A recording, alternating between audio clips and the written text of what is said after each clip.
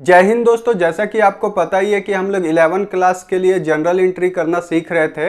यहाँ पर हम लोग कैपिटल का जनरल एंट्री पूरा सीख चुके हैं और साथ ही साथ परचेज और सेल का भी हम लोग एंट्री करना सीखे हैं।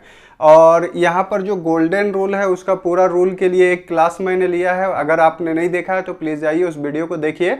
दोस्तों आगे बढ़ने से पहले मेरा एक रिक्वेस्ट है, अगर आपने अभी तक हमारे चैनल द कॉमर्स वर्ल्ड को सब्सक्राइब नहीं कर रखा तो प्लीज सब्सक्राइब कीजिए और बेल आइकन पर जरूर क्लिक करिए आगे जो भी वीडियो आएगा उसका नोटिफिकेशन अपडेट पाने के लिए, और अपने दोस्तों में शेयर कर दिए ताकि उन तक भी ये लाभ पहुंच सके। तो दोस्तों आज का हमारा जो टॉपिक है वो है एसेट्स, सेल्स एंड परचेज।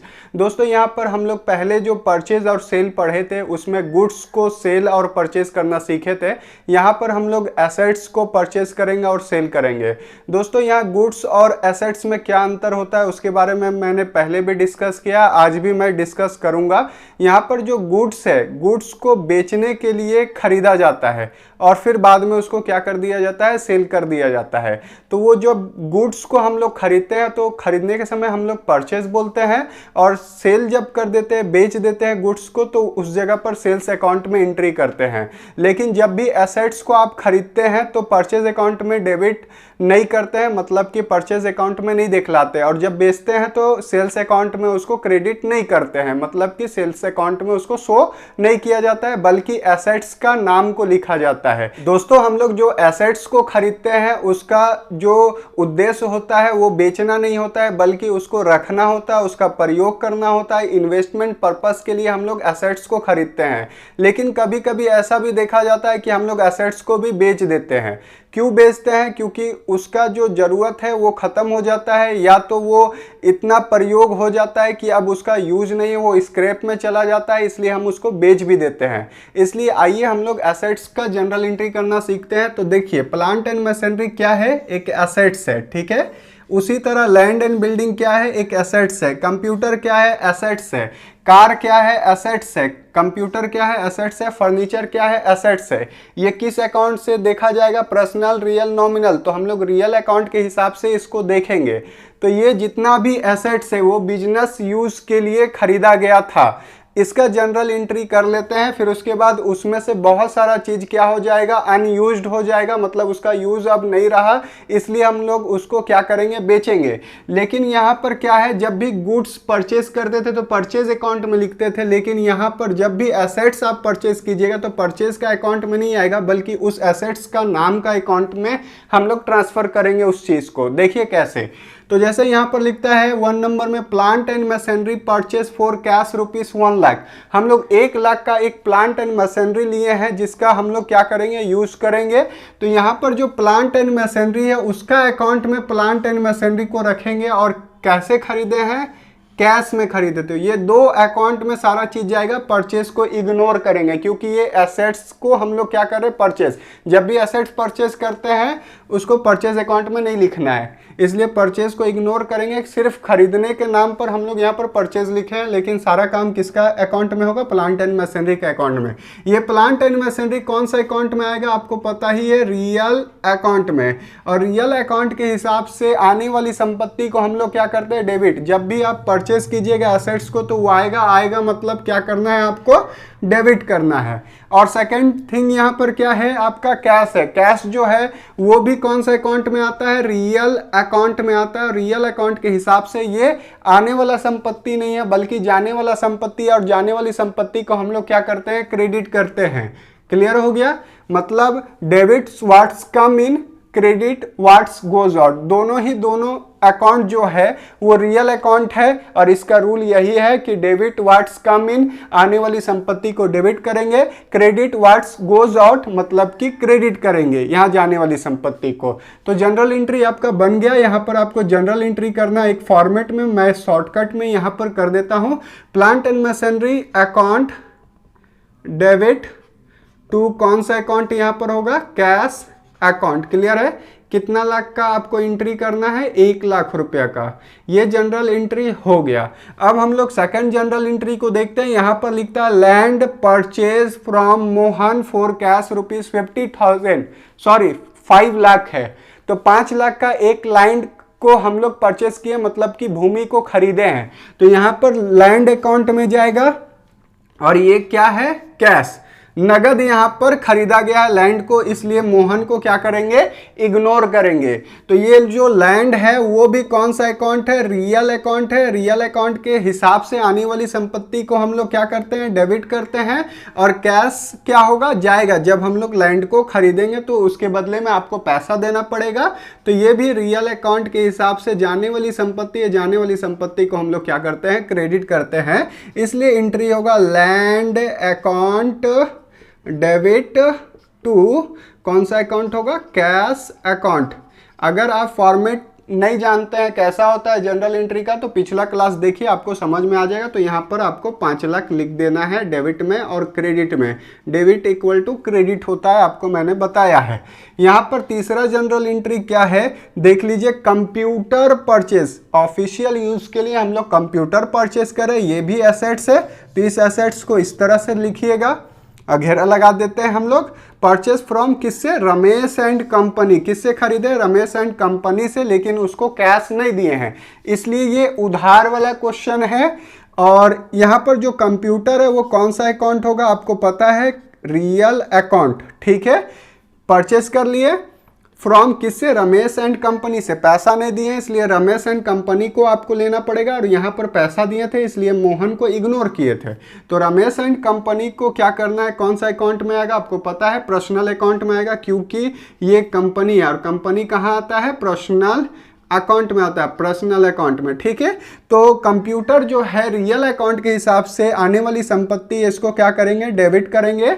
और दूसरे को आप सोचिएगा नहीं भी तो वो उसको क्या करना होगा, आपको क्रेडिट। लेकिन हम लोग समझ लेते हैं, रमेश एंड कंपनी क्या है, पर्सनल अकाउंट के हिसाब से debit the receiver, credit the giver. तो यहाँ पर लिखता है क्रेडिट द गिवर, देने वाले को क्या करते हैं, क्रेडिट करते हैं। तो यहाँ रमेश एंड कंपनी ने ही हमें क्या दिया है, कंप्यूटर दिया है, इसलिए इसको क्या करेंगे, क्रेडिट करेंगे। तो यहाँ पर आपको लिखना होगा कंप्यूटर अकाउंट, एसेट्स का नाम को डेबिट किए, और टू किससे खरीदे थे, रमेश एंड कंपनी अकाउंट। कितना हजार का है, 50,000 डेबिट में, 50,000 क्रेडिट में। आपको यहां से समझ में आ गया होगा। ये 2 क्वेश्चन जो है वो कैश है, और तीसरा क्वेश्चन जो है वो उधार है, क्रेडिट है। ठीक है, तो ये जो बन गया आपका। इसी तरह से किसी भी एसेट्स को आप जब परचेस करते हैं तो जनरल एंट्री इसी तरह से होता है। अगर आपको कैश और क्रेडिट एक ही क्वेश्चन में मिल जाए तो आपको सिंपली क्या करना है, रमेश के बाद एक कैश अकाउंट लिख देना है। मान लीजिए, सपोज कीजिए, यही कंप्यूटर खरीदे थे रमेश एंड कंपनी से 50,000 का, लेकिन उसको 30,000 हम लोग कैश दिए हैं। तो आपको कैसे करना होगा, तो आपको लिखना होगा टू कैश अकाउंट, भी साथ में आएगा, क्योंकि कैश जो है रियल अकाउंट के हिसाब से जब भी परचेस करते हैं तो जाता है, जाने वाली संपत्ति को क्रेडिट करते हैं, क्रेडिट कर देना है। 30,000 आपने कैश दिया, बाकी जो बचा 20,000 वो उधार है, वो किसके नाम पर आ जाएगा, रमेश के नाम पर। तो हम लोग एक ही क्वेश्चन में इसको भी सीख लिए, साथ में कैश भी है और क्रेडिट भी है, लेकिन ये जो है वो केवल क्रेडिट है, इसलिए हम लोग यहाँ पर 50,000 इस तरह से लिख देते हैं रमेश एंड कंपनी के नाम पर। अब हम लोग देखते हैं दोस्तों, एसेट्स को सेल करने का जो जनरल एंट्री होता है उसको सीखते हैं। और साथ ही साथ मैं ये भी बता दूं, बहुत लोग बोलेंगे इन्वेस्टमेंट पर्पज से एसेट्स को खरीदा जाता है तो सेल क्यों किया जाता है। तो उसका जो एक यूज करने का पीरियड होता है कोई भी चीज का, वो एक्सपायर हो जाता है तो सेल कर देते हैं, या उसका यूज खत्म हो जाता है तो सेल कर देते हैं। तो ये सब दशा है, उस दशा में हम लोग क्या कर देते हैं, सेल करके कुछ नया ही खरीद लेते हैं। तो इसलिए एसेट्स को सेल किया जाता है। तो यहाँ पर जो कार है उसको हम लोग सोल्ड कर रहे हैं कैश में 50,000 में। ठीक है, तो यहाँ पर सेल्स का अकाउंट में नहीं जाएगा बल्कि कार का अकाउंट में आएगा। क्यों, क्योंकि ये एसेट्स है। एसेट्स जब भी बेचते या खरीदते हैं तो एसेट्स को डेबिट और क्रेडिट करते हैं, ना कि परचेज और सेल को। गुड्स जब भी खरीदते हैं तो परचेज का अकाउंट में शिफ्ट करते हैं, और गुड्स को जब सोल्ड आउट करते हैं तो सेल्स का अकाउंट में क्रेडिट करते हैं। क्लियर हो गया। तो यहाँ पर कार अकाउंट को लीजिएगा, सेल्स अकाउंट को छोड़ दीजिएगा। और कैश में तो ये दोनों चीज आ गया। कार जो है कौन सा अकाउंट है, आपको पता है, रियल अकाउंट है, यहाँ से हम लोग सीख रहे हैं। और कैश भी है। कौन सा अकाउंट है? रियल अकाउंट है।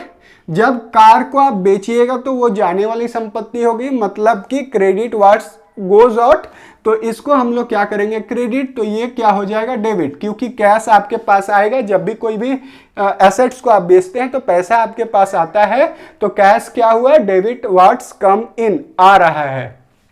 इस हिसाब से आपको क्या करना होगा? कैश अकाउंट डेबिट टू कौन सा अकाउंट होगा? Car account. आपका कार चला गया, कितना हजार का है?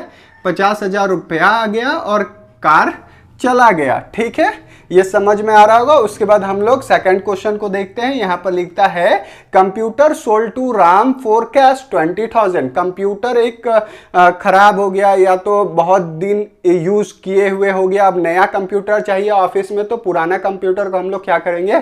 बेच रहे हैं। किसके पास बेच रहे हैं? राम के पास बेच रहे हैं, वो भी नगद बेच रहे हैं, इसलिए राम को इग्नोर करेंगे। यहां पर कंप्यूटर और क्या लेंगे? कैश को लेंगे। कंप्यूटर जो है कौन सा अकाउंट है? रियल अकाउंट है। रियल के हिसाब से ये आ नहीं रहा है बल्कि जा रहा है, सोल्ड आउट हो रहा है, इसलिए इसको क्या करेंगे? क्रेडिट करेंगे। और कैश कौन सा अकाउंट है? रियल अकाउंट है। रियल अकाउंट के हिसाब से ये आने वाली संपत्ति है, डेबिट व्हाट्स कम इन हो रहा है, इसलिए इसको क्या करेंगे? डेबिट करेंगे। इसका भी जनरल एंट्री क्या होगा? कैश अकाउंट डेबिट, पैसा आ गया और टू कंप्यूटर चला गया। ठीक है, ये भी एसेट से कंप्यूटर अकाउंट, कितना हजार में? 20,000 में। क्लियर हो गया? ये भी जनरल एंट्री आपका बन गया। अब हम लोग क्या कर रहे हैं? फर्नीचर को सोल्ड आउट कर रहे हैं। किसके पास? श्याम के पास। क्वेश्चन पढ़िए, फर्नीचर सोल्ड टू श्याम ₹10,000। यहाँ पर फर्नीचर को हम लोग श्याम के पास बेच रहे हैं, तो यहाँ पर कौन सा अकाउंट आएगा? फर्नीचर अकाउंट आएगा और श्याम अकाउंट आएगा। कैश तो है नहीं, कैश लेंगे, ये उधार में हम लोग बेच रहे हैं। तो फर्नीचर कौन सा अकाउंट है भाई? ये रियल अकाउंट है। और श्याम कौन सा अकाउंट है? पर्सनल अकाउंट है। ठीक है, एक का पता कर लेंगे, दूसरा ऑटोमेटिक डेबिट या क्रेडिट होगा वो पता चल जाएगा, क्योंकि यहां पर दो ही अकाउंट है। तो फर्नीचर सोल्ड आउट कर रहे हैं, तो रियल अकाउंट के हिसाब से जाने वाली संपत्ति, इसलिए इसको क्या करेंगे? क्रेडिट करेंगे। और श्याम डेबिट होगा, ऐसे ही पता चल गया। लेकिन हम लोग समझते हैं पर्सनल अकाउंट के हिसाब से श्याम क्या है? पाने वाला। पाने वाला को क्या करते हैं हम लोग? डेबिट करते हैं, डेबिट द रिसीवर, तो इसको डेबिट करेंगे। तो यहां पर क्या हो जाएगा? श्याम अकाउंट डेबिट टू क्या पा रहा है भाई? फर्नीचर पा रहा है, फर्नीचर अकाउंट। ठीक है, तो फर्नीचर हम लोग बेच दिए श्याम को, कितना हजार में? 10,000 में। एक और क्वेश्चन हम लोग लिख लेते हैं यहाँ पर, या कुछ उधार और कुछ नगद वाला, क्योंकि यहाँ पर दोनों कैश में हम लोग बेचे थे और ये उधार बेचे थे। अब कैश और उधार दोनों का यही क्वेश्चन में लेते हैं। मान लीजिए 10,000 का श्याम के पास हम लोग फर्नीचर को बेचे हैं और उसने हमको मात्र 2,000 रुपया कैश दिया है। तो आपको क्या लिखना होगा? कैश अकाउंट डेबिट, क्योंकि कैश आएगा, आने वाली संपत्ति है, और कुछ पैसा उधार रखा है, तो श्याम का अकाउंट को डेबिट करना होगा, क्योंकि पाने वाला कौन है? यहाँ पर श्याम। और फर्नीचर जो है वो जाने वाली संपत्ति, इसलिए फर्नीचर अकाउंट क्या हो जाएगा? 2 में लिखेंगे, क्रेडिट में चला गया ये। तो हम लोग कितना का फर्नीचर बेच रहे थे? 10,000 का, जिसमें से 2,000 कैश मिला था, बाकी क्या है? उधार है। तो कुछ नगद और कुछ उधार जब रहे तो इस तरह से जनरल एंट्री कर लेते हैं हम लोग। कैश भी आ गया, श्याम भी आ गया। कैश मिला 2,000, बाकी श्याम के अकाउंट में डेबिट किए हैं 8,000, उससे 8,000 आपको मिलना है, मिलेगा। और जब भी जनरल एंट्री कीजिए तो आप अपने हिसाब से कीजिए, अपने आप को सोचिए उस जगह पर रख के क्या आ रहा है और क्या जा रहा है। दोस्तों, इस तरह से पढ़ने के लिए द कॉमर्स वर्ल्ड चैनल को फ्री में सब्सक्राइब कीजिए और बेल आइकन पर जरूर क्लिक कीजिएगा। आगे जो भी वीडियो मैं अपलोड करूंगा उसका नोटिफिकेशन अपडेट पाने के लिए, और अपने कॉमर्स वाले साथियों को इसके बारे में बताइए ताकि वो भी हमारे साथ जुड़ सके। दोस्तों, मिलते हैं नेक्स्ट वीडियो में, तब तक के लिए जय हिंद।